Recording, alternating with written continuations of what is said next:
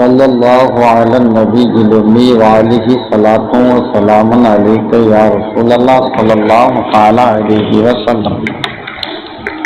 فصل فیما یجوز بہ الاستنجاء وما یکرہ فعلہ۔ یہ فصل ان چیزوں کے بیان میں ہے جن سے استنجا کرنا جائز ہے اور مکروہ ہے۔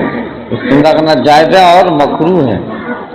اور جن افعال کا کرنا مکروہ ہے ان چیزوں کے بیان میں یہ فصل ہے۔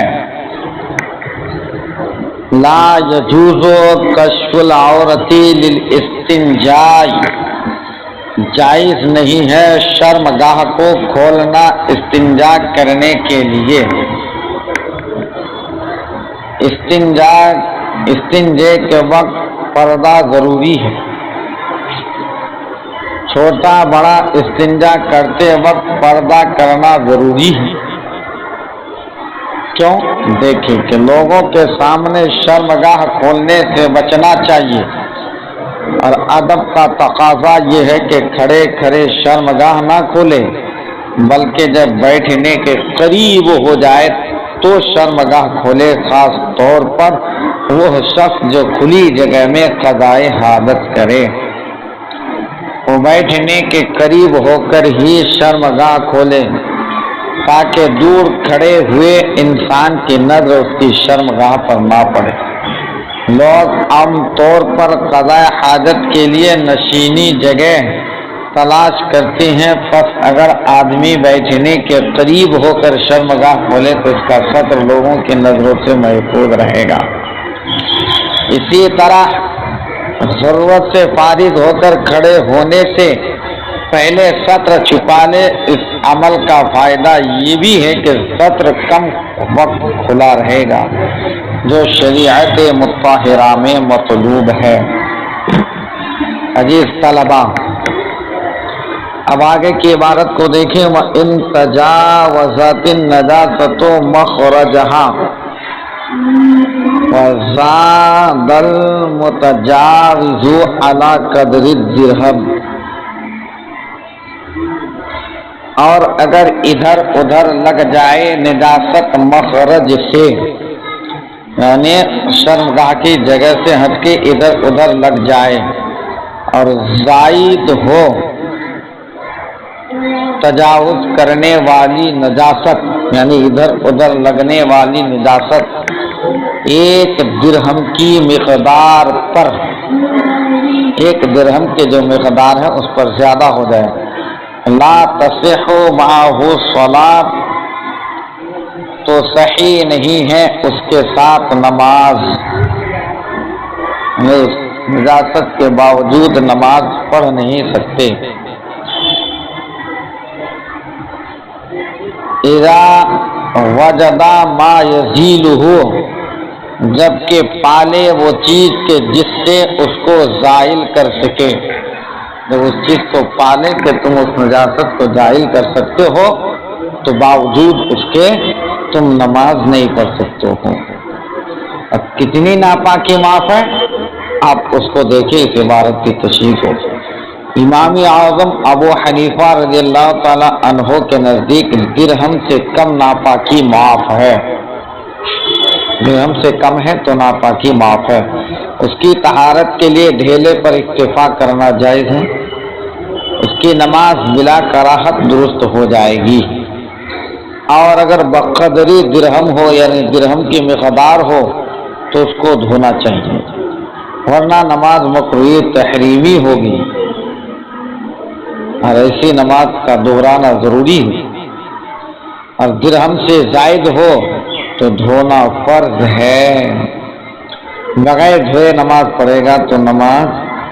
نہیں ہوگی۔ یحتال لازالتہ من غیر کشف العورت عند من یراہ، اور تدبیر کرے نجاست کو زائل کرنے کے لیے شرمگاہ کو کھولے بغیر کسی شخص کے دیکھنے کے وقت اور تدبیر کرے نجاست کو زائل کرنے کے لیے، کوئی تدبیر نکالے، شرمگاہ کو کھولے بغیر کسی شخص کے دیکھنے کے وقت اگر کسی آدمی کو ایسی صورت پیش آ گئی کہ اس کو استنجا کرنا ہے اور کوئی شخص قریب ہی میں دیکھ رہا ہے تو شخص سے کہہ دے کہ وہ آنکھ بند کر لے۔ اگر وہ انکار کرے تو اب کسی تدبیر سے تقلیل نجاست کرے کہ کپڑے کے اندر ہی سے ڈھیلا وغیرہ سے صاف کر لے، پانی کا استعمال نہ کرے۔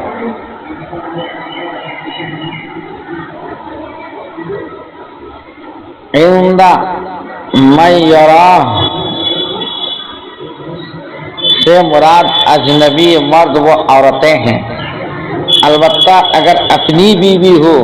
تو پھر کوئی حرج نہیں ہے۔ وَيَكْرَهُ الْإِسْتِنْجَاءُ بِعَظْمٍ وَطَعَامٍ لِآدْمِيٍّ أَوْ بَهِيمَةٍ وَعَجُورٍ وَحَذَفٍ وَفَحْمٍ وَجُزَاجٍ وَجَسٍ وَشَيْءٍ مُحْتَرَمٍ كَخِرْقَةِ دِيبَاجٍ وَقُطْنٍ وَبِالْيَدِ الْيُمْنَى إِلَّا مِنْ عُذْرٍ، اور مکروہ ہے استنجا کرنا ہڈی سے۔ وَيَكْرَهُ الْإِسْتِنْجَاءُ بِعَظْمٍ، کس سے؟ اور مکروہ ہے استنجا کرنا ہڈی سے، خواہ آدمی کا ہو یا جانور کا۔ ہاں، استنجا ہڈی سے، کھانے سے، ہڈی سے بھی اور کھانے سے بھی، آدمی کا ہو یا جانور کا۔ پکی اینٹ سے، واجور پکی اینٹ سے، ٹھیکری سے، کوئل وفحمن کوئلہ سے، وجزاز شیشہ سے، وجس چونا سے،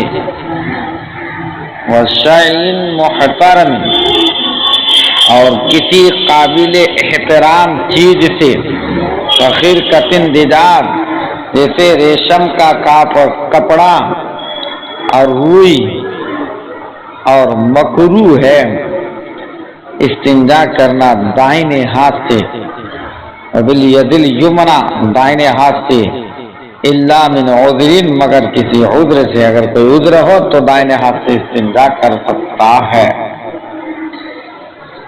اس عبارت میں صاحب کتاب نے ان چیزوں کو بیان کیا جس سے استنجا کرنا مکروہ ہے، چنانچہ فرمائے کہ ہڈی اور نجاست جیسے گوبر، لید وغیرہ اور کوئلہ، شیشہ،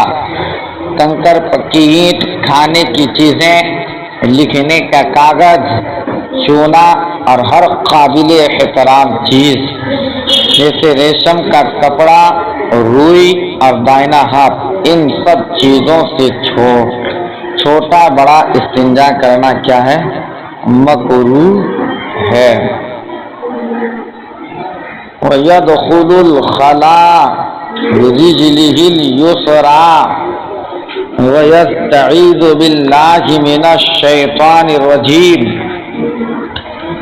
قَبْلَ دُخُولِهِ وَيَجْلِسُ مُعْتَمِدًا عَلَى يَسَارِهِ وَلَا يَتَكَلَّمُ إِلَّا لِضَرُورَةٍ، اور داخل ہو بیت الخلاء میں، وَيَدْخُلُ الْخَلَاءَ اور داخل ہو بیت الخلاء میں تو بِرِجْلِهِ الْيُسْرَىٰ اپنے بائیں پیر سے، داخل ہو بیت الخلاء میں کس سے؟ پہلے اپنے بائیں پیر سے، وَيَسْتَعِيذُ اور پناہ مانگے، بِاللَّهِ مِنَ الشَّيْطَانِ الرَّجِيمِ اللہ کی پناہ مانگے اللہ کی شیطان مردود سے، قبل دخولہ اس میں داخل ہونے سے پہلے، اور وَيَجْلِسُ مُعْتَمِدًا عَلَى يَسَارِهِ اور بیٹھے سہارا لگا کر اپنی بائیں جانب پر، وَلَا يَتَكَلَّمُ إِلَّا لِضَرُورَةٍ اور گفتگو نہ کرے مگر کسی ضرورت کی وجہ سے۔ وَيَكْرَهُ تَحْرِيمًا ويكره تحريما استقبال القبلہ واستدبارها ولو في البنيان واستقبال عين الشمس والقمر ومهب الريح، اور مکروہ تحریمی ہے استنجا کرتے وقت قبلہ کی جانب رخ کرنا، ویکرہ تحریما، اور مکروہ تحریم ہے استقبال القبلہ، استقبال قبلہ کی طرف رخ کرنا، اور استدبارها، اور اس کی جانب پشت کرنا، ولو فی البنیانی، اگرچہ آبادی کے اندر ہی کیوں نہ ہو، رخ کرنا سورج اور چاند کی ٹکیا کی جانب، عین الشمس والقمر، رخ کرنا سورج اور چاند کی ٹکیا کی جانب، ومحب الریح، اور جس جانب سے ہوا چل رہی ہے، یکرہ ان یبول ان یتغوط فی الماء والظل والجحر والطریق وتحت شجرۃ مثمرۃ والبول قائما الا من عذر، اور مکروہ ہے پیشاب پخانہ کرنا، ویکرہ، اور مکروہ ہے ان یبول او یتغوط فی الماء، اور مکروہ ہے پیشاب پخانہ کرنا پانی اور سائے دار، پانی اور سایہ اور سوراخ اور راستہ میں پھلدار درخت کے نیچے، طریق راستہ میں، وتحت شجر مثمرہ، اور پھلدار درخت کے نیچے، اور کھڑے کھڑے پیشاب کرنا، والبول قائما، اور کھڑے کھڑے پیشاب کرنا، الا من عذر، مگر عذر کی وجہ سے۔ مکروہات استنجا جو ہے اس کا بیان ہے۔ کیا استنجا کرتے وقت قبلہ کی جانب منہ کرنا، پشت کرنا مکروہ تحریمی ہے، خواہ کھلی جگہ ہو یا عمارت، دونوں جگہ مکروہ تحریمی ہے، کیونکہ حدیث میں اس کی ممانعت آئی ہے، اور اگر کسی جگہ قبلہ رخ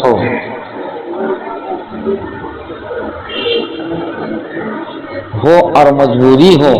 تو جہاں تک ممکن ہو رخ پھیر کر